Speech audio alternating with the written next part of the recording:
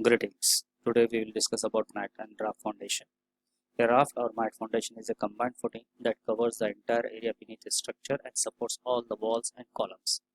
The mat or raft footing is preferred when the allowable soil pressure is low or the building loads are heavy. The use of a spread footing will cover more than one half of the area.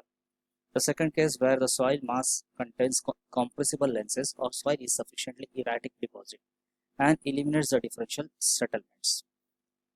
Now, IS 2950 Part 1st 1981 has provided some guidelines towards the design and construction of raft foundation. As per our slab content, we are supposed to know about what are the different steps given for the design of raft and mat foundation with reference to IS code method. For this, IS code has classified the raft foundation into four basic categories. The very first one is a flat plate, where the raft is assumed as an inverted flat plate over which the columns are placed. In the second case, it is assumed as a flat plate thickened under the columns. The thickness nearby the column of the plate will be increased so as to have additional shear strength capacity. The third case, two-way beam and slab, in which the columns will be connected with the beam and then beam is connected with the slab. Thereby, it will have the two-way action. And in the third case, where we consider the cellular slab here, in that case, flat plate with pedestal. Here, at the edges of the column, there will be what we can say it's a enlargement. Okay, and this enlargement will give rise towards a cellular like mass, which will be later on filled with the soil, so as to have additional bearing capacity for the footing. Now, the specification laid by the IS code says that the maximum differential settlement in the foundation should not exceed 40 mm in foundation on clayey soil and 25 mm in foundation on sandy soil. The very first criteria depends upon the settlement. As we know that the soil bearing capacity is very much low, the total design constraint will be towards the settlement of the foundation. The maximum settlement, second case, the maximum settlement should generally be limited to the following values: raft foundation on a clay 65 to 100 mm and raft foundation on a soil 40 to 65 mm. Based on these prescribed limits, the people has started designing the foundation. There are two approaches to design it: conventional or rigid method, the elastic or soil line method. In case of conventional method, we are going to consider the slab going to act as a rigid member and it's going to attack the forces as in the case of a solid slab or flat slabs. Whereas in case of elastic method, we are going to say the foundation is going to rest on a soil, which or we can say it is a elastic foundation supported by elastic springs. Let's try to know insight about these design approaches. In case of rigid or conventional method, as per IS 2950/1965, the mat is assumed to be infinitely rigid and the bearing pressure against the bottom of the mat follows a planar distribution where the center of the bearing pressure coincides with the line of action of the resultant force of all loads acting on the mat. Means here there is an assembly of columns may be equally distributed or they may have equal spacing or unequal spacing. They may have equal cross section or unequal cross section. Thereby there is the centroid of the load will get changed. But what we have to assume, the centroid of the resultant which is going to act along this foundation is going to match with that one, as we have done in the case of your rectangular footing, where we have done the centroid of the area is matched with the centroid of the loading center.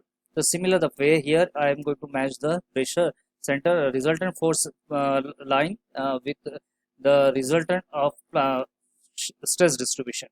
The procedure of design is as follows.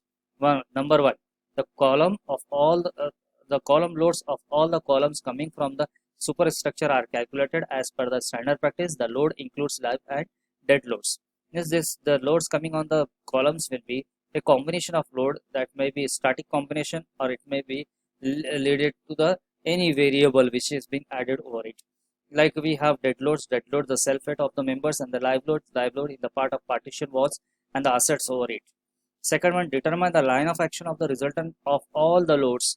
However, the weight of the mat is not included in the structural design of the mat because every point of the mat is supported by the soil under it, causing no flexural stresses. Means we are going to say the raft is going to rest as a rigid member over the soil. Thereby, the flexural stresses will be constant and there will be no changes. That's why we are ignoring the weight of the mat here. Only we are going to take a statics about loads which are coming from the column and their location. Third case, calculate the soil pressure at a desired location by the equation. Here IS code has provided two equations. One relates with the geometry of the your mat and the second relates with the soil parameter Q1. Q1 is equals to 21.4 n square B into RW1 plus 64 in bracket 100 plus n square into D into RW, where RW1 and RW2 are the reduction factors on account of subsoil water.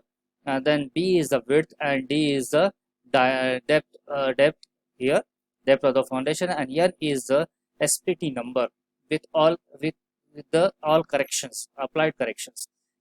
Q2, which is equals to 1950 N minus 3 into RW2.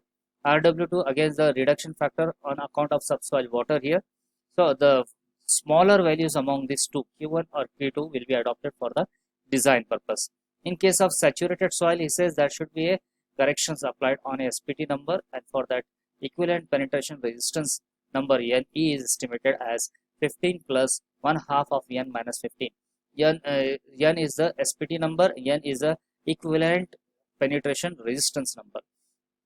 Okay, after knowing this, the pressure distribution under the raft is determined, which we say it is sometimes there may be a small eccentricity by raising the bending stresses. So we are going to say there is a combined stress going to act on a raft. Q is equals to small q is equals to Q by A plus minus Q into E y dash divided by I y dash into y. What is E y dash here? Eccentricity with reference to the your local coordinate system. When we refer the total mat as a whole, we are going to say it's a global coordinate system. But when we go towards the inner portion or centroidal portion, we are going to refer towards the shifted coordinate system. That's why the value E dash y is come to be here. Plus minus q into E dash x divided by I dash x into x. Okay, where E dash x is nothing but eccentricity with reference to x direction. Where Q is the total vertical shear on the raft. The total vertical shear is nothing but the total downward force which are coming on the raft, which has to balance by the upward thrust given by the soil and pressure resisted by the mat or raft here. X and Y are the coordinates of any point on the raft with respect to X and Y axis passing through the centroid of the area of the raft. If I shift this centroid towards a predefined location, then I will refer with a the shifted coordinate system. A is the total area of the raft, area of the raft or mat. I dash x, I dash y, ex dash ey dash are the moment of inertia and eccentricities about the principal axis through the centroid of the section. Now we want to know what is the shifted moment of inertia here. Ixx is the first moment of inertia minus ix square I square xy, means it's a moment of inertia with reference to both the coordinate system, divided by Iy, the first moment of inertia with reference to y. So from this formula I am going to know the shifted moment of inertia Ix dash. Similarly, I will use a relationship for y dash. What's the change will be there? Here it will be Iy minus I square xy divided by Ix. In case of I want to find out the area moment of inertia Ixy, it will be integration x and y into dA. X is the x here represent the coordinate with reference to x-axis, y represent the coordinate with reference to y-axis of the area under consideration. If we are going to use shifted moment of inertia, similarly we are going to use here shifted eccentricity. The shifted eccentricity will be Ex is equals to I square xy divided by Iy into Ey. Ey dash is equals to Ey minus I square xy divided by Ix into Ex. In the similar way, we are going to shift the eccentricity from local coordinate system to global coordinate system to a local coordinate system. After knowing this pressure, the mat is treated as a whole in each of the two perpendicular direction. Thus, the total shear force acting on any section cutting across the entire mat is equal to the arithmetic summation of the all forces and reaction bearing pressure to the left or right of the section. The total bending moment acting on such a section is equal to sum of all moments to the left or right of the section. Now in this case, what I am going to consider, it is being a planar structure which is subjected to the loading system. Simply I will apply the equilibrium equation, summation of moments along the x direction, summation of moment along the y direction, summation of moment about the any x the axis. I will find out the maximum shear which is going to locate within the mat and the maximum flexural forces which are located in the mat. And depending on this estimated value, I will try to find out the depth requirement in flexure and depth requirement in the shear, and I will propose based on that. I will propose the rebars dimension and distribution of the rebars. Now, in the second case, mat or raft foundation consider as a elastic or soil line mass. In this case, what we are going to consider, the foundation is a rigid, but it is resting on a soil which is called as a elastic soil. Elastic soil means it is having a certain stiffness here. So we'll model the soil as a springs. So here the spring will have a certain stiffness. Thereby it will making the foundation to be a very elastic one. Means the foundation will have a differential settlement with the application of the loads. So in that there are two cases. Simplified elastic method. In this, soil is replaced by a finite number of isolated springs. Means here we are going to apply the springs as a at a predefined location with a predefined stiffness. In the case of truly elastic foundation, the soil is assumed to be continuous elastic medium obeying the Hooke's law. Means it will be supported by infinite number of a elastic springs, and the spring coefficient will differ with reference to its position and the loading position. So, but this method has a certain limitation. The limitation is that foundation is comparatively flexible. So we are going to say the excessively the foundation is been flexible, but in nature it doesn't exist. Load tends to concentrate over a small area. Means we are interested to know what is the effect on a particular section or a small section, and then we are going to integrate for a larger part. So the results will not be a realistic one. Now the coefficient of subgrade or spring constant, it is find out by the relation Q by S. What is here Q?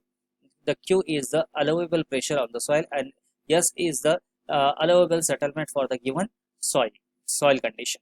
So the coefficient of subgrade reaction is defined as the ratio between the pressure against the footing or mat and the settlement at a given point, expressed as Ks equals to Q by S. So spring stiffness is defined by the ratio Q by S, where Ks is equals to coefficient of the subgrade reaction expressed in terms of as force per length cube, and small q is the pressure on the footing or mat at a given point expressed as the force per length square. S is the settlement of the same point of the footing or a mat in the corresponding unit of the length. It's the consider point where I am going to apply the force. At that point I am going to consider what will the settlement at that particular location. Now, in other words, we can say the coefficient of subgrade reaction required to produce a unit settlement. The coefficient of subgrade reaction is nothing but subgrade reaction required to produce a unit settlement. Like we say in case of definition of flexibility, a unit load required to cause unit displacement. In the similar way, I will say the subgrade reaction required to produce a unit settlement in the foundation.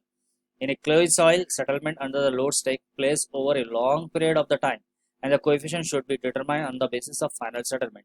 On a purely granular soil, settlement takes place shortly after the application of loads. So that's why there should be a strategic plan to measure what is the actual value of Ks.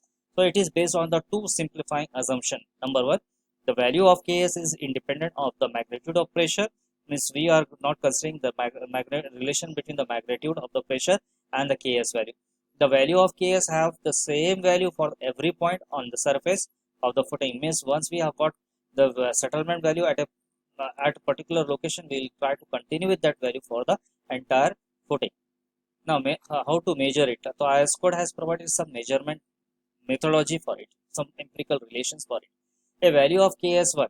Ks1 is suppose the settlement at a point 1 for a particular subgrade can be obtained by carrying out a plate load test. As we know, the plate load test is used to know the what amount of settlement is being there. We are applying certain load for a larger span, and then we are going to measure the incremental in the step for a 24 hours as we have done in case of plate load test. The standard size of the plate used for this purpose is 0.3 by 0.3 meter in size.